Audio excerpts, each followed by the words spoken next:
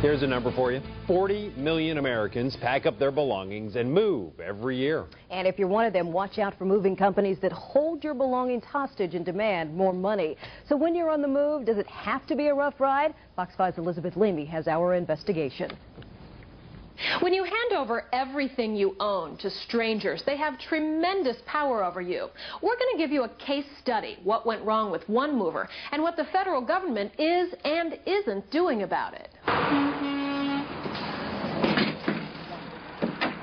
Americans are on the move. I still get angry every day that this happened to me.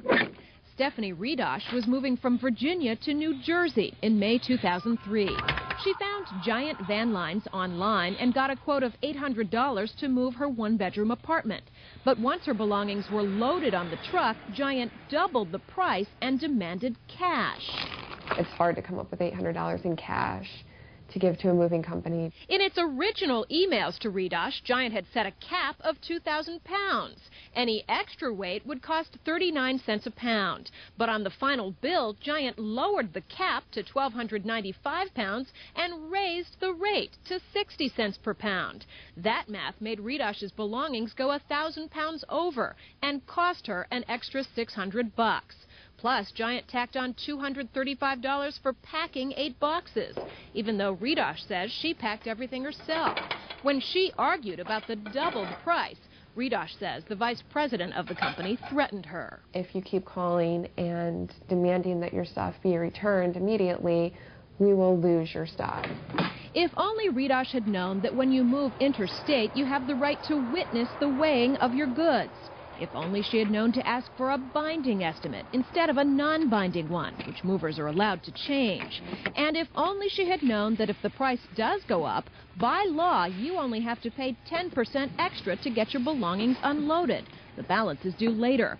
But Ridosh didn't know, and she was alone in a new city with nothing and no one but her cat. She gave in and paid.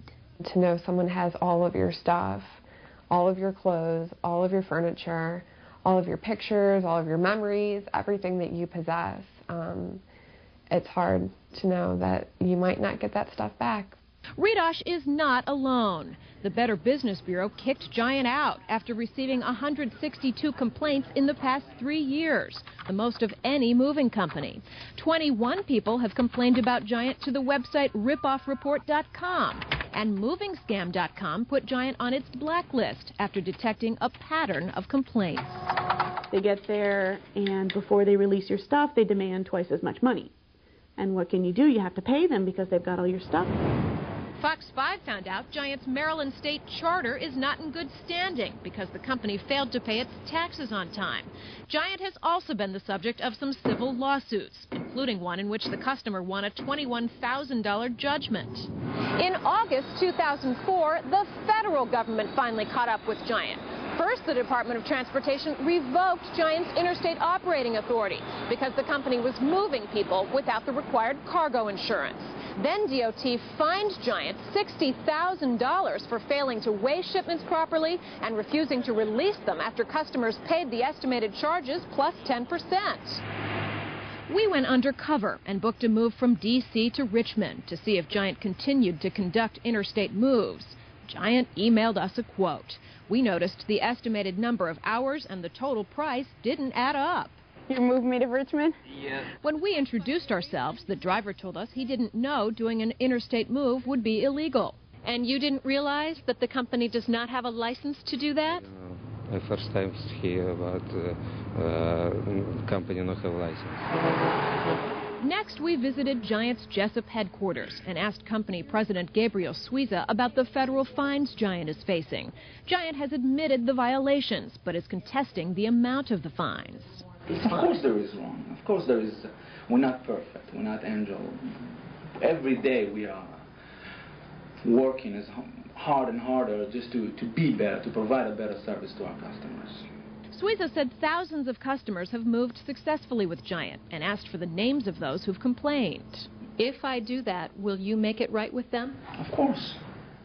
I'm surprised that what we offer them, well, I'm sure I did, is not right as for right now. But if they're not happy by any means, we're going to take care of it immediately. We forwarded the names, but not one of the customers ever heard from Giant. When we asked why Giant was conducting interstate moves without a DOT license, Suiza insisted he had one, but wouldn't show us documentation. My word is not enough. No. My word will have to be enough in that particular case. Just 2 weeks after our undercover test, the Department of Transportation gave Giant its interstate license back. That's right, the same agency that had fined Giant the most of any moving company in 2004. Why would you give a company like that its operating authority back? The way our rules and regulations are set up, if a company comes into compliance, we're required to give them their operating authority back. The Department of Transportation has the power to revoke a mover's license or push for jail time. How often do you take those stronger steps? I don't know on the revocation of authority. Usually if there's a pattern of offenses, then we would move to revoke authority. DOT has yanked 8 licenses in the past 3 years and sent fewer movers to jail. The agency says it ramps up to these penalties only after imposing a series of fines. When and if a mover pays a fine, the money goes into the federal treasury, not to victims. I never received anything from the federal government. I never received anything from Giant Van Lines. Not 1 cent, not one dish that was broken, nothing.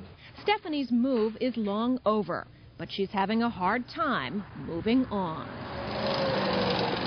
So, what can you do to have a smooth move? Well, first of all, check each mover's reputation with the Better Business Bureau, movingscam.com, and ripoffreport.com. Have 3 or 4 moving companies come out to your home, look at your belongings, and give you estimates. Do not do it over the phone or email. Interstate movers are required to publish their prices and stick to them. It's called a tariff. Ask for a copy. Insist on a binding written estimate. The moving company is bound by law to stick to it so you won't get lowballed. And finally, choose an estimate that is guaranteed not to exceed. That means if your stuff is lighter than the mover estimates, you will actually pay less. I'm Elizabeth Leamy. Now back to you.